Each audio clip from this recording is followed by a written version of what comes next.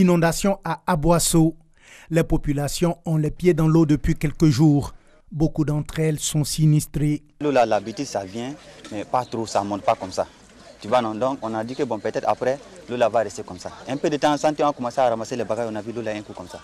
On ne peut rien faire. Ciment ou quoi, tout est resté. Il y a des bagages, les gens même dans la maison, tout est tombé dedans. On ne sait pas où partir. En tout cas, l'eau est venue, tout est tombé, on ne sait plus quoi faire. On dort à l'école, c'est pas facile. En cause, un lâcher d'eau exceptionnel dans les barrages hydroélectriques à Yamé 1 et 2, situés en amont de la ville d'Aboissou, qui a fait déborder le fleuve Abia.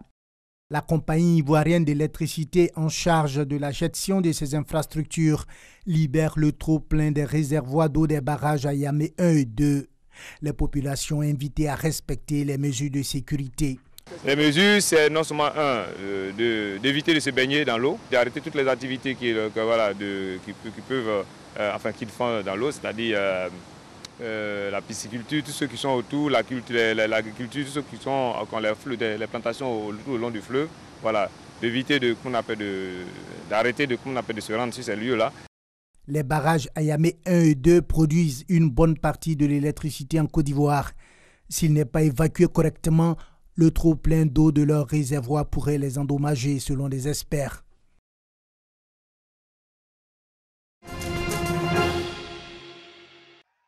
Des actes de violence comme ceux-ci, on enregistre bien souvent sur les campus universitaires. La violence se déporte même parfois jusqu'à la porte des chambres. Moi, je vis en cité ici. Et j'ai été une fois victime même de vol. Ma voisine et moi, ils sont passés dans les bâtiments et ils nous ont volé. La violence en milieu estudiantin est un phénomène qui préoccupe la société ivoirienne tout entière. Les étudiants principaux mis en cause veulent cerner le phénomène pour tenter enfin de l'éradiquer.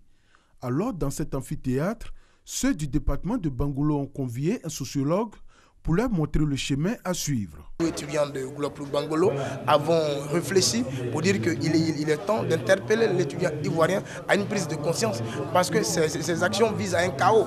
Voilà pourquoi nous sommes assis, pour qu'ensemble nous essayons d'étudier les conséquences de la violence dans le système éducatif ivoirien. Je demande aujourd'hui à la jeunesse d'avoir des modèles, des vrais référents, des gens qui ont fait les études ou l'école, qui ont un parcours solide, qui peuvent être ces référents pour les jeunes de demain.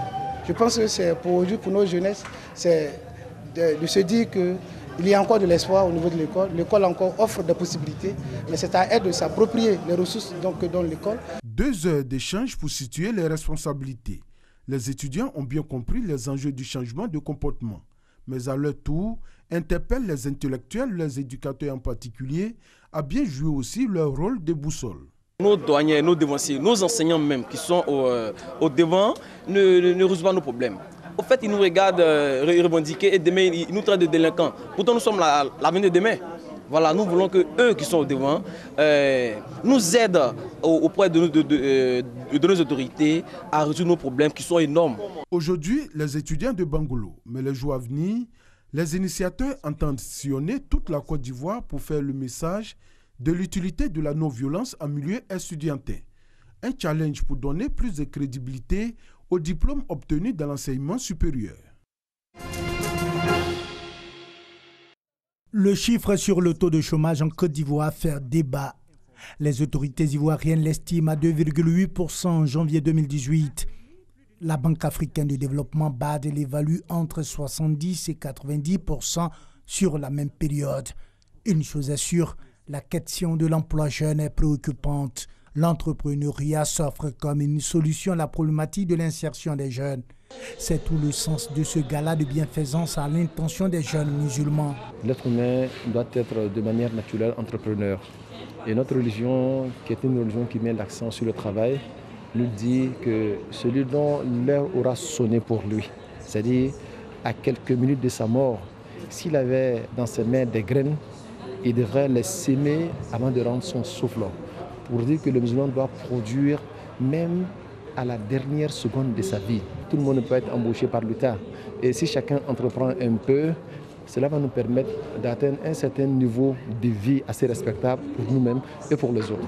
Un gala pour collecter des fonds afin de venir en aide aux jeunes musulmans. Au-delà du divertissement, on voudrait quand même insérer les jeunes dans le tissu social. Donc pour cela, on les approche à travers ce qu'ils aiment d'abord. On essaie de les éduquer à aller dans le sentier de l'entrepreneuriat. Cette cérémonie fait suite à la finale de la 3e édition du Festival culturel islamique, un festival qui a mis en exergue les jeunes talents musulmans dans les domaines de la mode, du chant, de la poésie, du théâtre et de la peinture.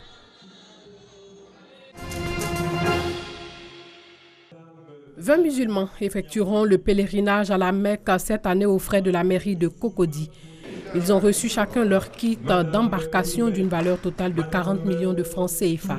L'imam Goué Youssouf a exprimé la reconnaissance des bénéficiaires aux donateurs. Chers frères et sœurs, chers parents,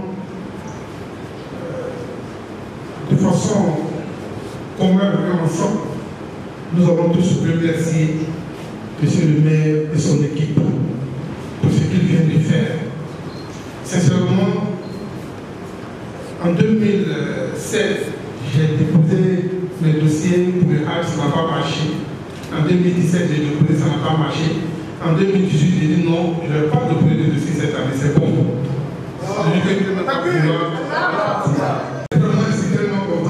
Le pèlerinage à la Mecque se tient une fois par an au début du mois lunaire musulman, d'où al-Hajja et culmine à la veille de la fête du sacrifice. Le grand pèlerinage est l'un des 5 piliers de l'islam. Il est obligatoire pour toute personne qui en a la capacité financière et physique. Il fait l'objet d'un prestige et demeure un facteur important d'unité et d'échange entre les musulmans du monde entier. Cette année, le quota attribué à la Côte d'Ivoire a été relevé à 6 800 places contre 5 600 en 2017.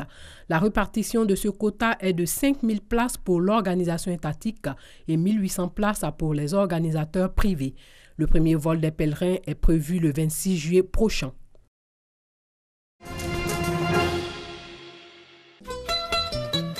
Au cœur de la commune du Plateau, Abidjan, à l'ombre de ce fromager, se cache l'âme de la culture ivoirienne, le musée des civilisations de Côte d'Ivoire.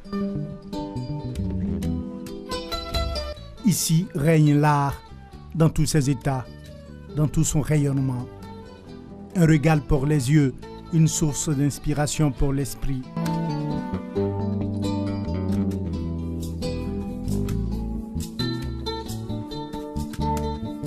Quand s'ouvre la porte de l'exposition Renaissance, le visiteur plonge dans la civilisation ivoirienne.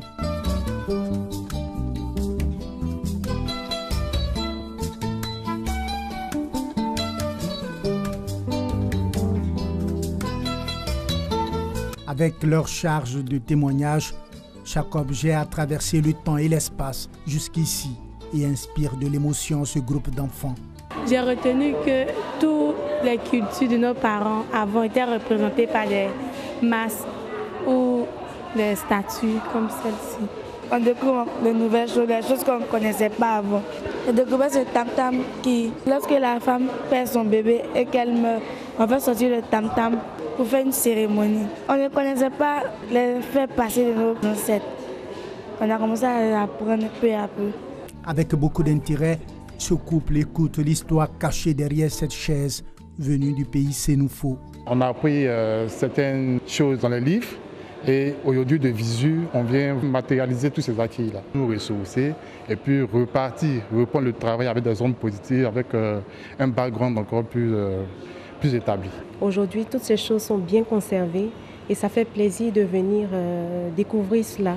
De 60 000 visiteurs en 2017, le musée des civilisations a déjà enregistré 120 000 visiteurs depuis le début de l'année 2018.